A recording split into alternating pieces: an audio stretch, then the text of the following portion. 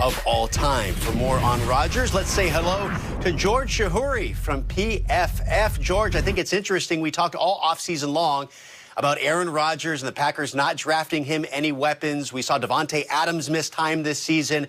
Allen Lazard gets hurt, and yet Aaron Rodgers is here in this MVP conversation. What have you seen from Matt LaFleur's offense here in year number 2 that has Aaron Rodgers playing so well? And they drafted a quarterback. That revenge tour got off to a real strong start, and he is letting the game come to him. He's not trying to be Superman, and that's the cool thing. He is number 1 in the MVP race because he's taking what the offense gives him. His passer rating off of play action is first in the NFL. His grade, his PFF grade off of play action is first in the NFL at over 95. He's taking Matt LaFleur's scheme, and he's running it better than any quarterback could possibly run it, and then every once in a while, he makes magic happen. That's why he's the MVP so far. Yeah, been fun to watch. Another big one in the AFC East this weekend, the Patriots and Dolphins Part 2. What do the Dolphins need to do to maintain their positioning in the AFC playoff picture? They need to give Bill Belichick a dose of his own medicine. The Patriots are the team that always blitzed and ran cover 0 and those all-out blitzes with man coverage behind it. The Dolphins are the best team in the NFL doing that right now, and it's a place that Cam Newton has really struggled to perform. And so I think for the Dolphins, as much as it's about Tua keeping it together, it's about their defense now being better than what Belichick had in New England. And the Dolphins, of course, coming off that loss against the Chiefs, where Kansas City had to mount a comeback, and they came back with force. What did that comeback show you about their chances to repeat this season? That it's the favorite. They are the favorite by a mile because of what Mahomes can do. He had a bad game by many people's standards, and it was still incredible. He just does not have bad games. He has the highest grade in the NFL when trailing, and that means you may have him down, but he is never out. The Chiefs are the decided favorite. They're in a tier of their own right now. And can certainly clinch AFC home field advantage throughout the playoffs this weekend if they get some help and if they beat the Saints. George Shahuri, thank you very much. We'll hear from you a little bit later next hour. What a game. The Ravens tweeting out, Tuck-matic for Justin Tucker, the best in the business, showing why once again on Monday night in that thrilling victory. And joining us now, Justin Tucker, one of the heroes of Week 14. Thank you for braving the elements with us. I know they have the doors open there in the field house. You a little chilly right now? It's a little chilly, but it's not nearly as chilly as we were in Cleveland the other night. So that's good. Hey, man, I want to start with that. Obviously, that was one of the games of the year, if not the game of the year in the NFL this season. Both teams trading blows back and forth. It was so exciting down the stretch. What's going through your mind? You don't have the luxury to experience all that excitement like we do. What's going through your mind as you prepare for what eventually became the game-winning kick? You know, as easy as it would be to get emotionally invested and involved in the game, and inevitably it does happen. The one thing that Sam and Morgan and I strive to do is be poised, stoic, and as emotionless as possible, because wasting energy on something that we can't control only takes away from what we ultimately need to do, what the Ravens need us to do. And that's just, make the most out of the 1.3 seconds between when Morgan throws a snap back, when Sam spots it, and when I kick it. It's just about doing our jobs. So, there's a lot of feeling, a lot of emotion that goes into all of the stuff leading up to the kick. But ultimately, the only thing that matters is that we do our job. Justin, in your career, you're 24 of 25 in ball games when you have the game on the line, less than 2 minutes to play. And that one time you missed, you eventually made up for it and won the game. What's the secret there in those moments to consistently do this? Not just this past week, like you outlined, just consistently throughout your career. Well, Omar, thanks for bringing up the one that I missed. And of course, that's the only one of those 20 some odd kicks that I would really remember right off the bat. Is the ones that get away are the ones that drive you the craziest. But to answer your question, a big part of it is what goes into the focus required to make those kicks is experience, having experienced what it's like to have one get away from you, and in kind of a dark way, not ever wanting to experience that ever again.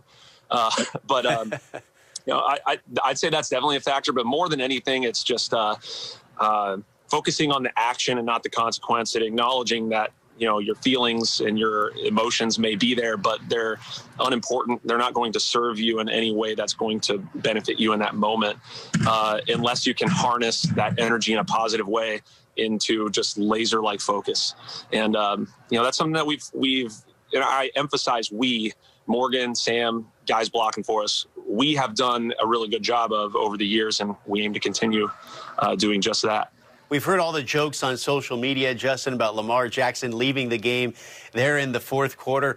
What was going through your head when you saw him leave and come back, your MVP leaving there and then returning in the pressure-packed moments?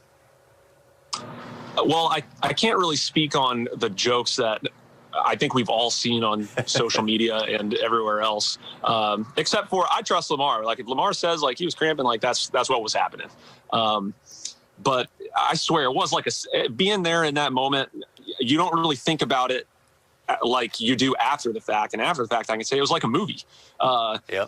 You've got, like I look up at the start of one offensive drive, and there's Trace McSorley under center or behind the center. And, I turned to, Morgan, I'm like, hey, where's Lamar? Where'd he go? And, and then, Trace steps in and steps up, and he makes a couple of plays and keeps us in the game. But then Trace goes down. And at that moment in time, we're looking at a 4th and 5 at about the plus 44-yard line, which would equate to a 62-yard field goal if we were going to attempt that. And I remember seeing Trace go down. I run over to about the spot where the line of scrimmage would be, and there's Harbs and there's Randy, our kicking coach, and I kind of remember thinking like, okay, well, while Trace is down, we have like a minute or less to figure out what we're going to do because the clock is stopped, and we don't have a quarterback. So I say to Harbs, we don't have a quarterback. Like, I think our best chance to keep this game going is I think I got to kick this. And normally if I'm coming up to Harbs or if Randy and I are we're talking about it, it's usually, hey, we're going to kick this. But it was definitely a question mark because it would have been a very long kick at a point in the game where there was still plenty of time left. And ultimately what happened, like I said, was like a scene out of a movie. Is by God, here comes stone cold Lamar Jackson out of the tunnel, and he comes running out onto the field with the cape and everything. And he and the offense in Hollywood make a great play to put to not only just keep the game going, but to pump major energy into the game. So like I said, 4th and 5, no less. Yeah, the drama, the tension was all very high. But to be able to put an exclamation point at the very end of all of that was particularly satisfying. Given everything that had happened in the game, given everything that had happened with our team, with our team over the last several weeks, just to be a part of such a instant classic. 2 teams, division rivals, fighting their tails off.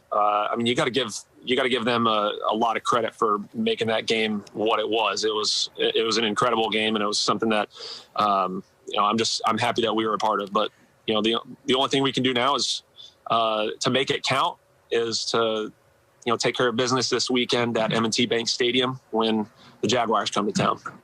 Yeah, Willis Reed-like moment for sure there for Lamar Jackson. Justin, you recently had your 70 kick streaks ended against the Cowboys within 40 yards, and Joe Buck has had a lot of fun with the quote-unquote jinx there on that kick. What did you make of that, the reaction to it, and what do you think about the announcer's jinx and everything that goes on with that?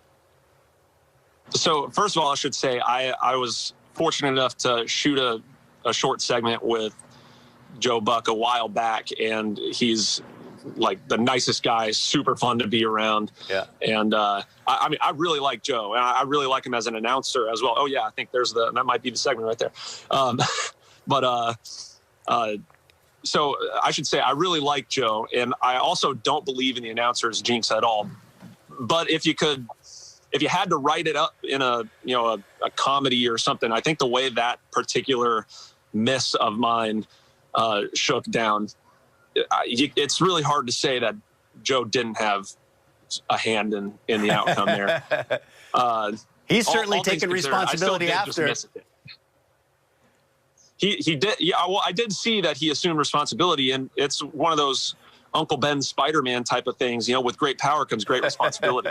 And I think he said something about how he's really fun at parties. So,